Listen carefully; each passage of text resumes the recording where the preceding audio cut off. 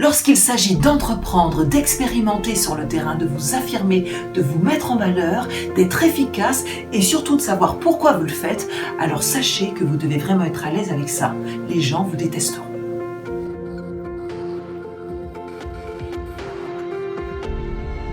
Alors nous avons la chance d'avoir YouTube qui nous facilite la tâche pour notre liberté d'expression. Alors aujourd'hui, j'ai décidé de vous parler de YouTube et de ses commentaires négatifs. Et en passant, merci à tous les abonnés qui sont présents sur cette chaîne. Cette chaîne, je l'ai démarrée cet été et il fallait que je le fasse parce que c'était ma façon à moi d'être proche de vous et de pouvoir communiquer. Alors, comment gérer YouTube et ses commentaires négatifs? Quand vous commencez à poster, quand vous commencez à faire des publications, les gens vous détesteront. Alors, comment le prendre? Alors c'est vrai que mes vidéos ont des commentaires très sympas, mais il y en a aussi des moins sympas. Alors je ne supprime pas ces commentaires, car on ne peut pas plaire à tout le monde. Je supprime uniquement ceux qui sont ciblés sur le physique, car je suis contre la discrimination sexiste et raciale. Il y a quelques semaines de ça, j'ai fait une vidéo sur le fait d'être à l'écoute des autres, d'être aimé par les autres, d'être aimé par tout le monde. Alors c'est clair que les personnes vont aimer les gens qui les écoutent. Ah, c'est normal, c'est un respect envers l'autre. Eh bien, cette vidéo m'a valu les foudres de certains en disant « Mais c'est qui celle-ci, pour qui elle se prend? Je vous déteste » et j'en passe.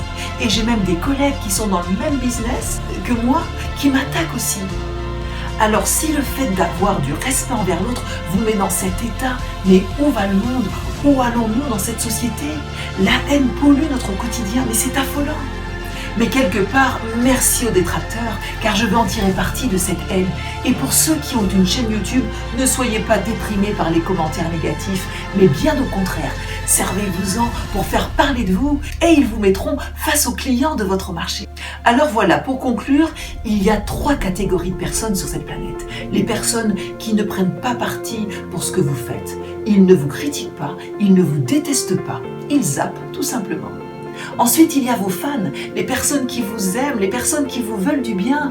Et ceux-là, vous devez les adorer, être reconnaissants, vous donner à fond et leur donner toute votre sympathie car ce sont vos fans, ce sont vos supporters de tous vos rêves, de tous vos moments et surtout de vos idées. Mais la crème de la crème, la vraie motivation qui doit vous faire monter en puissance, ce sont vos détracteurs, les sceptiques qui sont engagés pour vous descendre à la moindre occasion. Dès que vous faites une erreur, ce sont les premiers à vous le faire remarquer. En postant des commentaires sur les réseaux, je vous déteste. Alors vous savez quoi? Ces gens-là vous font prospérer, vous font progresser plus vite. Alors c'est sûr, il y a un mal-être. Ils sont agacés dans leur vie. Ils vous voient faire quelque chose, aider les autres. Vous allez de l'avant. Vous avez un objectif. Et vous vous donnez les moyens pour réussir. Alors oui, on vous attaquera pour ça. Mais ces personnes-là ne sont pas sur le terrain, ils ne jouent pas, ils sont sur la touche. Ils regardent la télé en disant celui-ci, il ne doit pas réussir, ou celle-là, on va l'attaquer.